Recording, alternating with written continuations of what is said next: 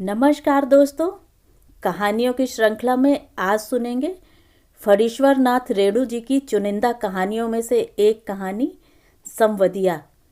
लेकिन उससे पहले मेरा आपसे विनम्र अनुरोध है कि अगर मेरे द्वारा सुनाई हुई कहानियाँ आपको अच्छी लगती हैं तो मेरे चैनल को सब्सक्राइब ज़रूर करें, लाइक करें और अपने दोस्तों और परिचितों में शेयर भी करें।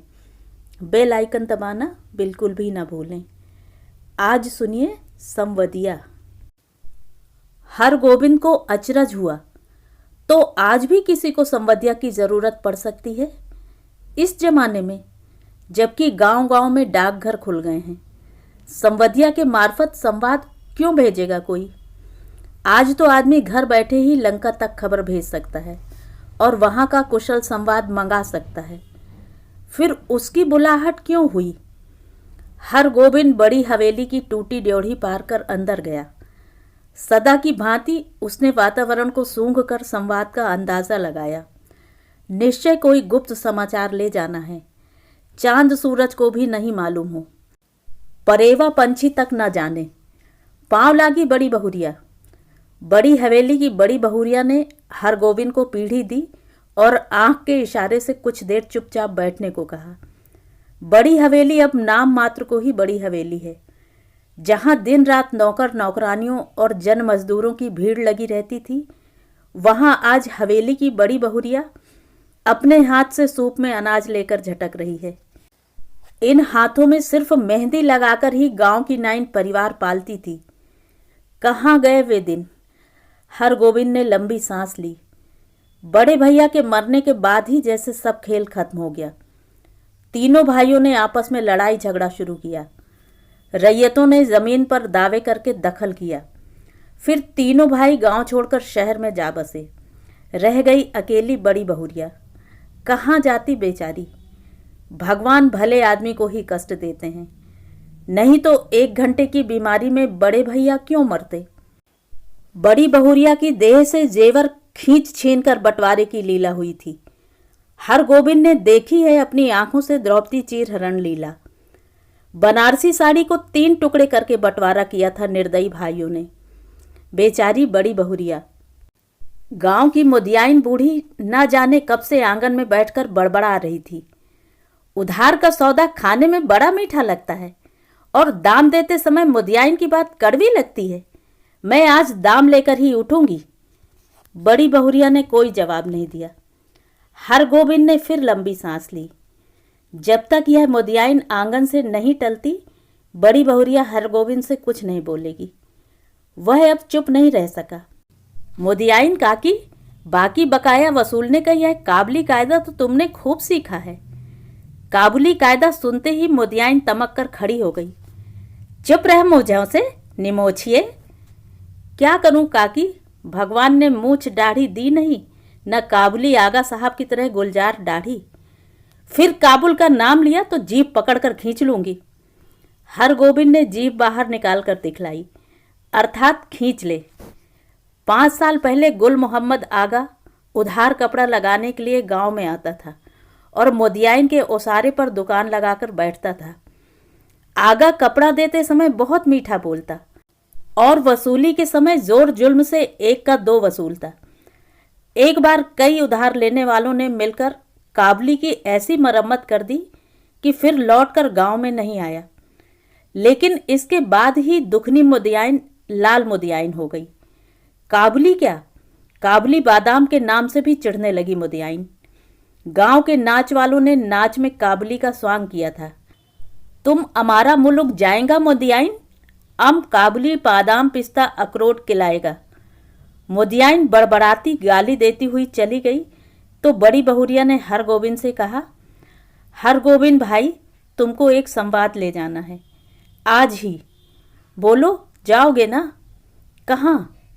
मेरी माँ के पास।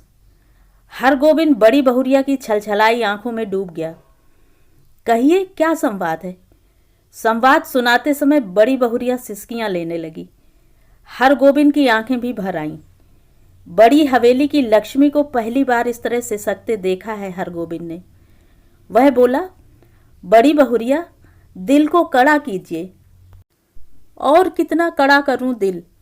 माँ से कहना मैं भाई भाभीयों की नौकरी करके पेट पालूंगी, बच्चों के जूठन खाकर एक कोने में पड़ी रहूंगी, लेकिन यहाँ अब नहीं रह सकूंगी। कहना यदि माँ मुझे यहाँ से नहीं ले जाएंगी तो मैं किसी दिन गले में घड़ा बांधकर पोखरे में डूब मरूंगी। बथुआ साग खाकर कब तक जीऊं? किस लिए, किसके लिए? हर गोविंद का रोम रोम कलपने लगा। देवर देवरानियां भी कितने बेदर्द हैं। ठीक अगहनी धान के समय बाल बच्चों को लेकर शहर से आएंगे।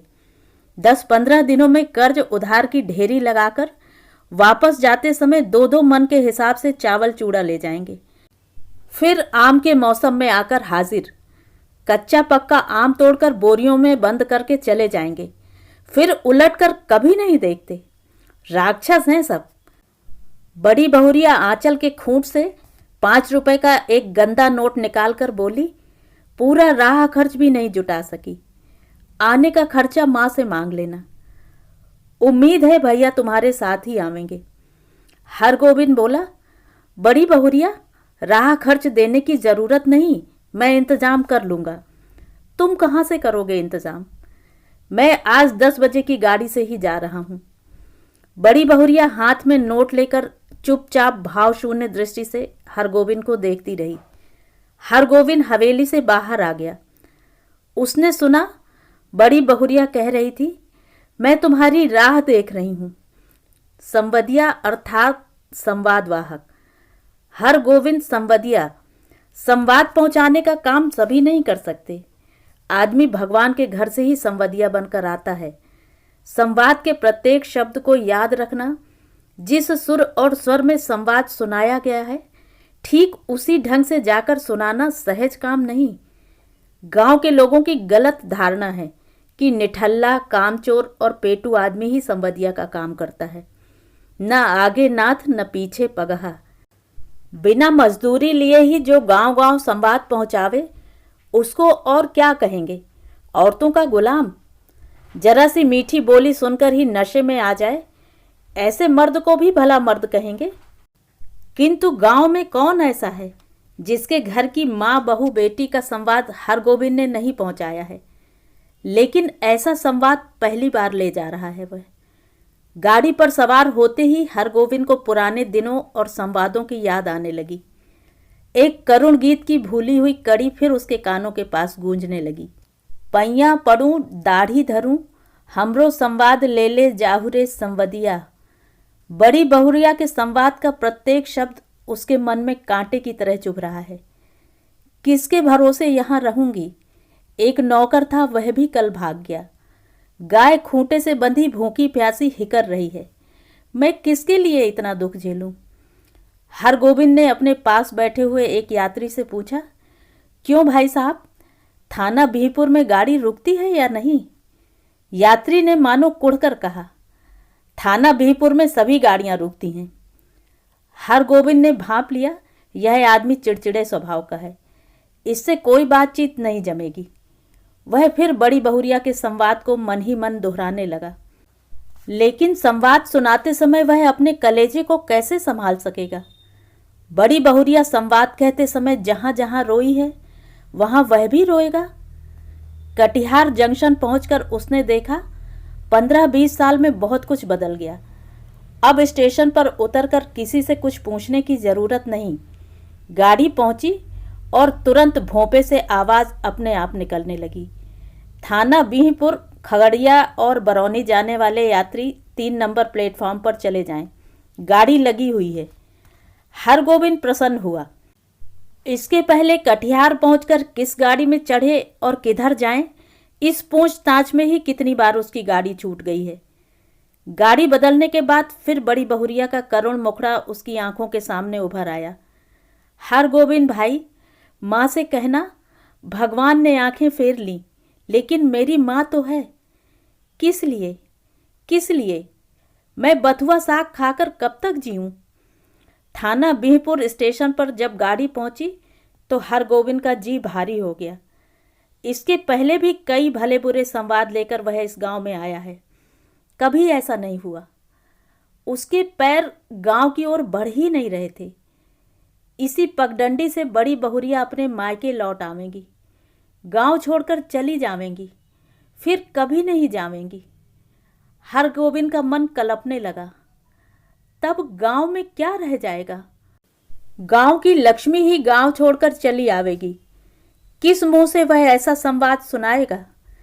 कैसे कहेगा कि बड़ी बहुरिया बथुआ साग खाकर गुजर कर रही है? सुनने वाले हरगोविंद के गांव का नाम लेकर थूकेंगे। कैसा गांव है जहां लक्ष्मी जैसी बहुरिया दुख भोग रही है? अनिच्छापूर्वक हरगोविंद ने गांव में प्रवेश किया। हरगोविंद को देखते ही गांव के लोगों ने पहचान लिया। जलालगढ़ गांव का संवदिया आया है, न जाने क्या संवाद लेकर आया है। राम राम भाई, कहो कुशल समाचार ठीक है ना? राम राम भैया जी, भगवान की दया से सब आनंदी है। उधर पानी बूंदा पड़ा है? बड़ी बहुरिया के बड़े भाई ने पहले हरगोविंद को नहीं पहचाना। हरगोविंद ने अपना परिचय दिया तो उन्होंने सबसे पहले अपनी बहन का समाचार पूछा। दीदी कैसी हैं? भगवान की दया से सब राजी खुशी हैं। मुंह हाथ धोने के बाद हरगोविंद की बुलाहट आंगन में हुई। अब हरगोविंद कांपने लगा, उसका कलेजा धड़कने लगा। ऐसा तो कभी नहीं हुआ। बड़ी बहुरिया की छलछलाई हुई आंखें, सिसकियों से भरा हुआ संवाद। उसने बड़ी बहुरिया की बूढ़ी माता को पांव लागी की। बूढ़ी माता ने पूछा, कहो बेटा, क्या समाचार है? माए जी, आपके आशीर्वाद से सब ठीक है। कोई संवाद? संवाद? जी संवाद तो कोई नहीं। मैं कल सिरसिया गांव आया था तो सोचा कि एक बार चलकर आप लोगों का दर्शन कर लूं। बूढ़ी माता हरगोविंद की बात सुनकर कुछ उदास सी हो गई। तो तुम कोई संवाद लेकर नहीं आए हो? जी नहीं, कोई संवाद नहीं।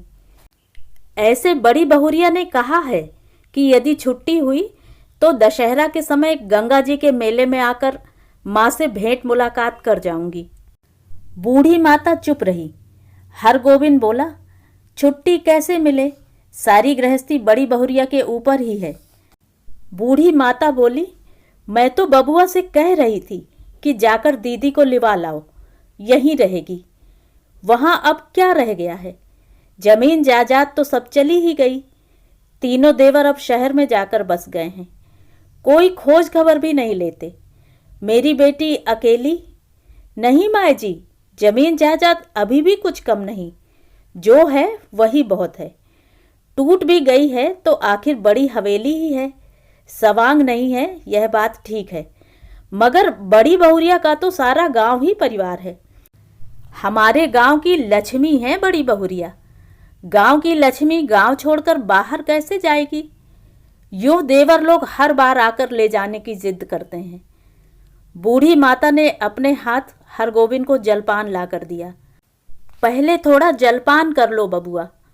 जलपान करते समय हरगोविंद को लगा बड़ी बहुरिया दालान पर बैठी उसकी राह देख रही है, भूखी प्यासी। रात में भोजन करते समय भी बड़ी बहुरिया मानो सामने आकर बैठ गई। कर्ज उधार अब कोई देते नहीं, एक पेट तो कुत्ता भी पालता है, लेकिन मैं माँ से कहना। हरगोविंद ने थाली की ओर देखा। दाल भात, 3 किस्म की भाजी भी, पापड़ अचार। बड़ी बहुरिया बथुआ साग उबाल कर खा रही होगी। बूढ़ी माता ने कहा, क्यों बबुआ, खाते क्यों नहीं? माए जी, पेट भर जलपान जो कर लिया है।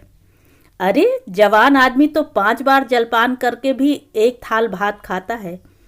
हरगोविंद ने कुछ नहीं खाया, खाया नहीं गया। संवदिया डट कर खाता है और अफर कर सोता है, किंतु हरगोविंद को नींद नहीं आ रही है। यह उसने क्या किया, क्या कर दिया? वह किस लिए आया था? वह झूठ क्यों बोला? नहीं नहीं, सुबह उठते ही वह बूढ़ी माता को बड़ी बहुरिया का सही संवाद सुना देगा, अक्षर अक्षर। माए जी, आपकी इकलौती बेटी बहुत कष्ट में है। आज ही किसी को भेजकर बुलवा लीजिए, नहीं तो वह सचमुच कुछ कर बैठेगी। आखिर किसके लिए वह इतना सहेगी? बड़ी बहुरिया ने कहा है भाभी के बच्चों के जूठन खाकर वह एक कोने में पड़ी रहेगी। रात भर हरगोविंद को नींद नहीं आई। आंखों के सामने बड़ी बहुरिया बैठी रही, सिसकती, आंसू पोंछती हुई। सुबह उठकर उसने दिल को कड़ा किया। वह संवदिया है, उसका काम है सही सही संवाद पहुंचाना। वह बड़ी बहुरिया का संवाद सुनाने के लिए बूढ़ी माता के पास जा बैठा। बूढ़ी माता ने पूछा, क्या है बबुआ, कुछ कहोगे? माए जी, मुझे इसी गाड़ी से वापस जाना होगा, कई दिन हो गए। अरे इतनी जल्दी क्या है, एक आध दिन रहकर मेहमानी कर लो। नहीं माए जी, इस बार आज्ञा दीजिए, दशहरा में मैं भी बड़ी बहुरिया के साथ आऊँगा, तब डटकर 15 दिनों तक मेहमानी करूँगा। बूढ़ी माता बोली, ऐसी जल्दी थी तो आए ही क्यों? सोचा था बिटिया के लिए दही चूड़ा भेजूंगी, सो दही तो नहीं हो सकेगा आज। थोड़ा चूड़ा है बासमती धान का, लेते जाओ। चूड़ा की पोटली बगल में लेकर हरगोविंद आंगन से निकला तो बड़ी बहुरिया के बड़े भाई ने पूछा, क्यों भाई, राह खर्च है तो? हरगोविंद बोला, भैया जी, आपकी दुआ से किसी बात की कमी नहीं। स्टेशन पहुंचकर हरगोविंद ने हिसाब किया। उसके पास जितने पैसे हैं उससे कटिहार तक टिकट ही वह खरीद सकेगा, और यदि चवन्नी नकली साबित हुई तो सैमापुर तक ही। बिना टिकट के वह एक स्टेशन भी नहीं जा सकेगा। डर के मारे उसकी देह का आधा खून सूख जाएगा। गाड़ी में बैठते ही उसकी हालत अजीब हो गई। वह कहाँ आया था, क्या करके जा रहा है? बड़ी बहुरिया को क्या जवाब देगा? यदि गाड़ी में निर्गुण गाने वाला सूरदास नहीं आता तो ना जाने उसकी क्या हालत होती। सूरदास के गीतों को सुनकर उसका जी स्थिर हुआ थोड़ा कि आहो रामा, नैहरा को सुख सपन भयो अब, देश पिया को डोलिया चली, भाई रो मती, यही करम की गति। सूरदास चला गया तो उसके मन में बैठी हुई बड़ी बहुरिया फिर रोने लगी। किसके लिए इतना दुख सहूं? 5 बजे भोर में वह कटिहार स्टेशन पहुंचा। भोंपे से आवाज आ रही थी, बैरगाछी, कुसियार और जलालगढ़ जाने वाले यात्री 1 नंबर प्लेटफॉर्म पर चले जाएं। हरगोविंद को जलालगढ़ जाना है, किंतु वह 1 नंबर प्लेटफॉर्म पर कैसे जाएगा? उसके पास तो कटिहार तक का ही टिकट है। जलालगढ़ 20 कोस। बड़ी बहुरिया राह देख रही होंगी। 20 कोस की मंजिल भी कोई दूर की मंजिल है, वह पैदल ही जाएगा। हरगोविंद महावीर विक्रम बजरंगी का नाम लेकर पैदल ही चल पड़ा। 10 कोस तक वह मानो बाई के झोंके पर रहा। कस्बा शहर पहुंचकर उसने पेट भर पानी पी लिया। पोटली में नाक लगाकर उसने सूंघा, आहा, बासमती धान का चूड़ा है, माँ की सौगात बेटी के लिए। नहीं, वह इससे एक मुट्ठी भी नहीं खा सकेगा। किंतु वह क्या जवाब देगा बड़ी बहुरिया को? उसके पैर लड़खड़ाए। ऊहूं, अभी वह कुछ नहीं सोचेगा, अभी सिर्फ चलना है, जल्दी पहुंचना है गांव। बड़ी बहुरिया की डबडबाई हुई आंखें उसको गांव की ओर खींच रही थीं। मैं बैठी राह ताकती रहूंगी। 15 कोस। माँ से कहना अब नहीं रह सकूंगी। 16, 17, 18। जलालगढ़ स्टेशन का सिग्नल दिखलाई पड़ता है। गांव का ताड़ सिर ऊंचा करके उसकी चाल को देख रहा है। उसी ताड़ के नीचे बड़ी हवेली के दालान पर चुपचाप टकटकी लगाकर राह देख रही है बड़ी बहुरिया, भूखी प्यासी। हमरो संवाद ले जाहू रे संवदिया। लेकिन यह कहाँ चला आया हरगोविंद? यह कौन गांव है? पहली सांझ में ही अमावस्या का अंधकार। किस राह से वह किधर जा रहा है? नदी है? कहाँ से आ गई नदी? नदी नहीं, खेत है। ये झोपड़े हैं या हाथियों का झुंड? ताड़ का पेड़ किधर गया? वह राह भूलकर ना जाने कहाँ भटक गया। इस गांव में आदमी नहीं रहते क्या? कहीं कोई रोशनी नहीं, किससे पूछे? वहां वह रोशनी है या आंखें? वह खड़ा है या चल रहा है? वह गाड़ी में है या धरती पर? हरगोविंद भाई आ गए? बड़ी बहुरिया की बोली या कटिहार स्टेशन का भोंपा बोल रहा है। हरगोविंद भाई, क्या हुआ तुमको? बड़ी बहुरिया। हरगोविंद ने हाथ से टटोल कर देखा, वह बिछावन पर लेटा हुआ है। सामने बैठी छाया को छूकर बोला, बड़ी बहुरिया। हरगोविंद भाई, अब जी कैसा है? लो, एक घूंट दूध और पी लो। मुंह खोलो। हाँ, पी जाओ, पियो। हरगोविंद होश में आया। बड़ी बहुरिया दूध पिला रही है। उसने धीरे से हाथ बढ़ाकर बड़ी बहुरिया का पैर पकड़ लिया। बड़ी बहुरिया, मुझे माफ करो, मैं तुम्हारा संवाद नहीं कह सका। तुम गांव छोड़कर मत जाओ, तुमको कोई कष्ट नहीं होने दूंगा। मैं तुम्हारा बेटा। बड़ी बहुरिया, तुम मेरी माँ, सारे गांव की माँ हो। मैं अब निठल्ला बैठा नहीं रहूँगा, तुम्हारा सब काम करूँगा। बोलो बड़ी माँ, तुम गांव छोड़कर चली तो नहीं जाओगी? बोलो। बड़ी बहुरिया गर्म दूध में एक मुट्ठी बासमती चूड़ा डालकर मसकने लगी। संवाद भेजने के बाद से ही वह अपनी गलती पर पछता रही थी। तो ये थी कहानी। कहानी आपको कैसी लगी? कमेंट करके ज़रूर बताएं।